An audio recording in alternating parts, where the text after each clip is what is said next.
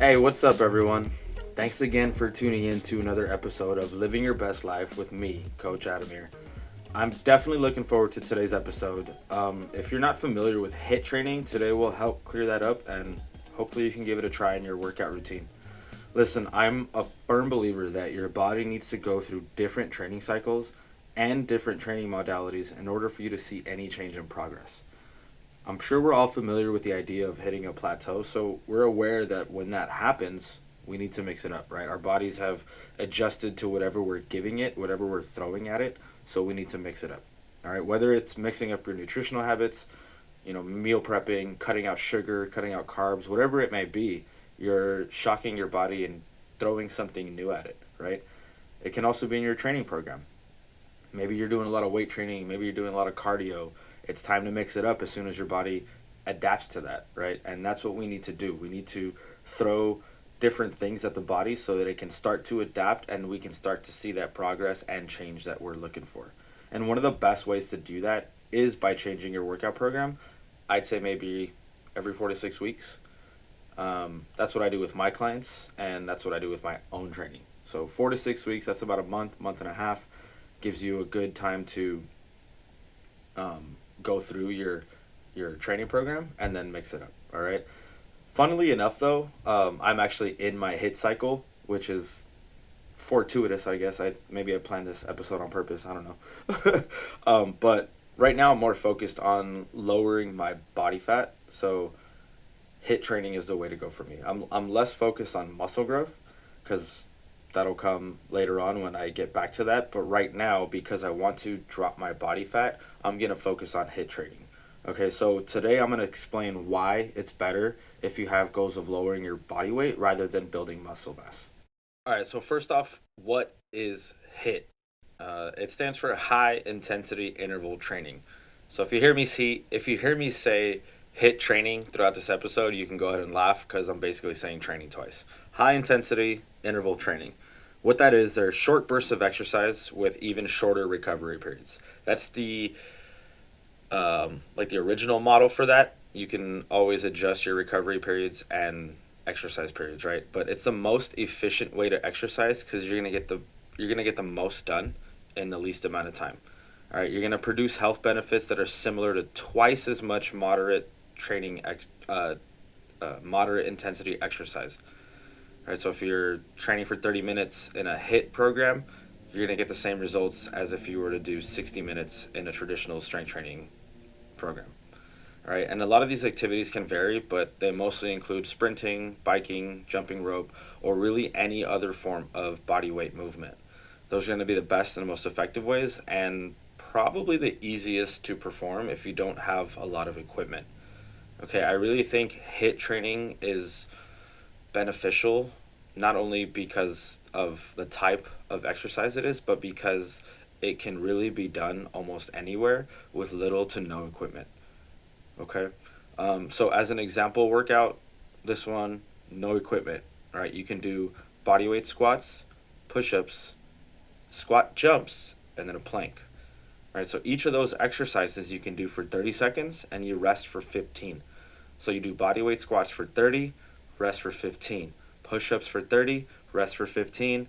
Jump squats for 30, rest for 15, and then a plank for 30 seconds. And then after you're done with the set, you can rest for about a minute and a half to 2 minutes.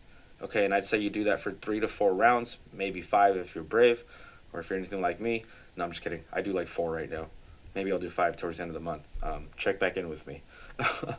But what this will do is it will increase your heart rate and keep it at a high rate, which will burn the most calories because your heart is continuously working, right? It's better than being at a steady state.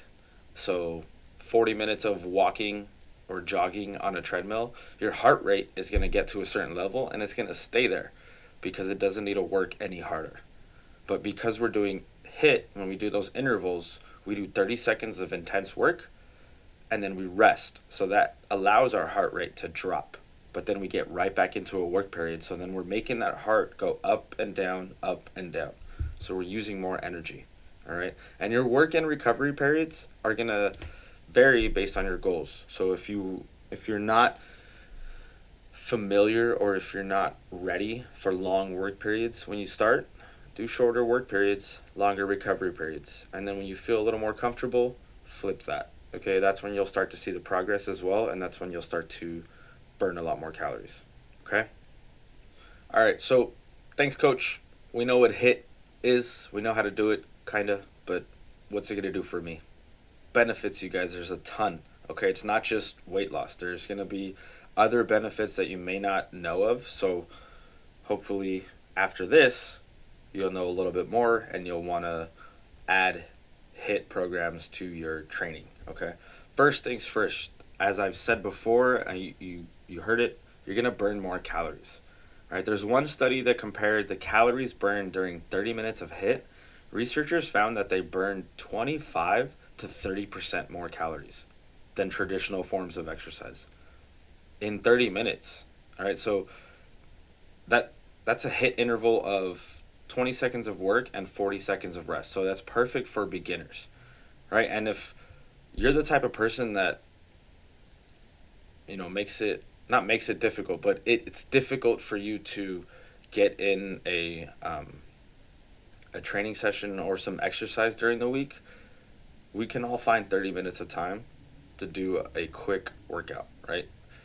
I know it's hard to block out an hour sometimes. A half hour is a lot easier. So if you can burn 30% more calories in half the time, I definitely think it's ideal for those who don't have much time in their otherwise busy schedule. Okay, so think about that. If you don't need to do an hour and you can find 30 minutes to work out, make sure it's a HIIT program. You're going to get a lot more in less time. Okay? Second thing, your metabolic rate is going to be higher for hours after you're done exercising. All right, what this is called is EPOC, EPOC. It's excess post-exercise oxygen consumption. So after you're done with a HIIT session, your body actually continues to burn calories for about 36 hours after the workout is completed. And you burn about 150 to 200 calories. So even when you're done, if you've burned 600 to 800 calories during your workout, you're going to burn an additional 200. So maybe 1,000 calories a day just by doing HIIT training 3 times a week. That adds up, all right? It doesn't seem like a lot when we say 200 calories burned, but that's 200 calories burned doing nothing, basically. Okay? There's several studies that demonstrate HIIT's impressive ability to increase your metabolic rate for hours after exercise. Okay, so this isn't just, it feels good and we've seen it work, but there's studies behind it that show that your body continues to work after that. There's muscle repair, right? Your heart needs to continue to pump oxygenated blood to those muscles, so that burns calories. That requires energy. The other thing that you're going to notice is with HIIT training, there I go saying it again, with HIIT workouts, what that's going to do is it's going to shift your body's energy consumption. So instead of getting its energy supply from carbohydrates, it's going to get it from fat. All right, so HIIT can help you lose body fat. There's one study that looked at 13 experiments and 424 adults who were overweight or obese. And what they saw is a huge reduction in body fat and also in waist circumference. Now listen, anyone who's overweight or obese and does any form of exercise is going to lose weight. I get that, okay? But the difference with this study is that they only saw a reduction in body fat. And most people are looking for weight loss. And when they lose body fat, you see a tremendous amount of weight loss. With traditional forms of exercise like strength training or anything like that, you're going to actually see more of a fluctuation in your body weight because as you're strength training, you're also increasing your muscle mass. So you may maintain the same weight, you may gain weight. So if you're really looking at the scale and you're trying to just lose weight, HIIT is what's going to help you do that because you're going to lose body fat. Okay, it's definitely more effective for burning fat than it is at building muscle. Right, you're definitely going to strengthen your muscles and you'll probably see that tone, lean look that most people look for. But size-wise, you're not going to have to worry about that. Okay? Yes, you may gain muscle using HIIT, but you're not going to increase your size in such a dramatic fashion, okay? Because based on the types of exercises, most of the muscle mass is going to be gained in your legs and in your trunk, your core, right? Because a lot of it is working your legs, metabolic work, you're jumping, you're squatting, maybe you're lunging, a lot of core work. So a lot of that strength is going to come in your legs and your core. And then if you're already less active to begin with, then you'll definitely see an increase in muscle mass. Okay, so if you're already active, if you're already training, and then you start a HIIT program, you're probably not going to see an increase in muscle mass. You're more likely to see a reduction of body fat. All right, so based on your goals, that's how you determine if you're going to do HIIT or traditional strength training. Okay, at the end of the day, weight training is the best option for gaining muscle mass, but high intensity intervals could support a small amount of muscle growth. Okay, so if you're just looking to get a little bit stronger here and there, HIIT's probably the way to go. If you're afraid of getting all big and bulky, which I hear a lot of clients tell me, then HIIT's probably the way to go. Okay? If you are an endurance athlete, or if you like to run on the weekends, or if you like to sign up for half marathons or 5Ks or things like that, Spartan runs, HIIT can improve your oxygen consumption. And what oxygen consumption is, it's your muscle's ability to use oxygen. All right, so when we train for oxygen consumption, we typically go with endurance training. And what that is long sessions of continuous running, cycling, swimming, whatever it may be, at a steady rate. So you heard me mention it earlier, jogging or walking on the treadmill for 45 minutes to an hour. That's basically what endurance training would be. Okay?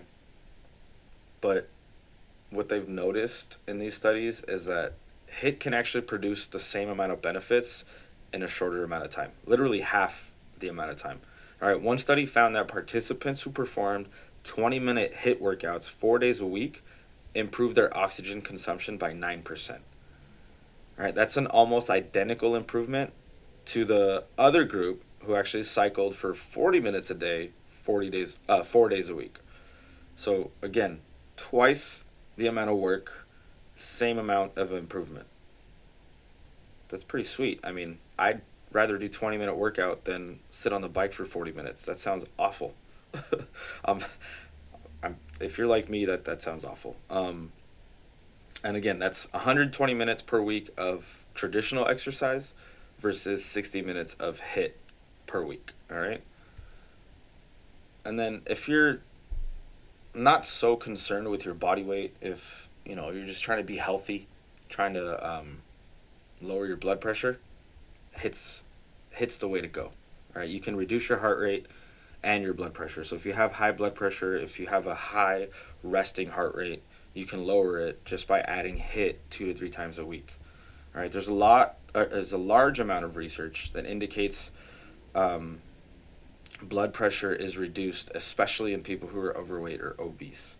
All right, there's one study that found that 8 weeks of HIIT on a stationary bike decreased blood pressure as much as traditional continuous endurance training.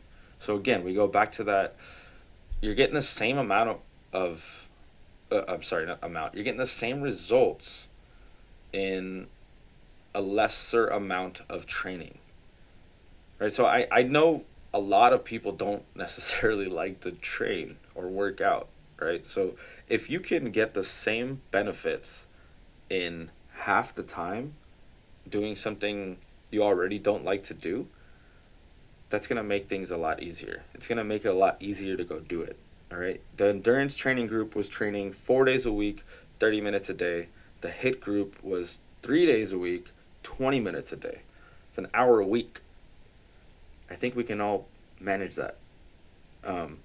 Definitely a lot of benefits, and if we can't make 20 minutes to lower our blood pressure, lower our heart rate, lower our body fat, increase our oxygen, we got to prioritize our time better, right?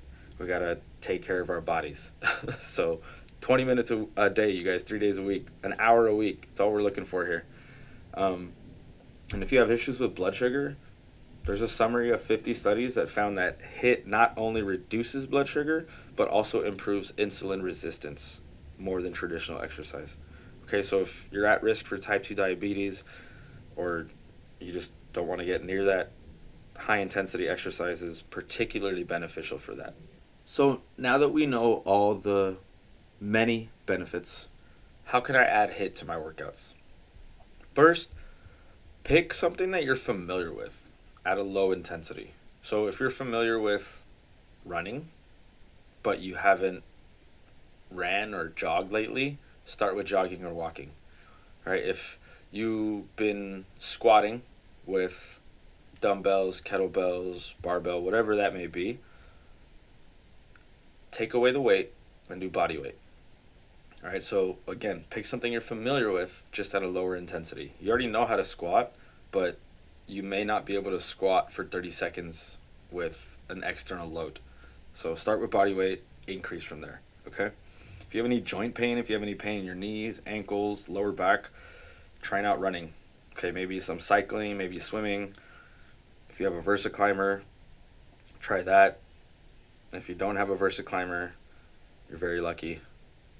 Don't try it. But do something that your body can handle, right? Don't make it so difficult for yourself that you don't want to do it or that you can't do it for 30 seconds. All right, and then if you're just starting out, take longer rest periods to start. Earlier I mentioned a 20-minute work, 40-second recovery. That's perfect.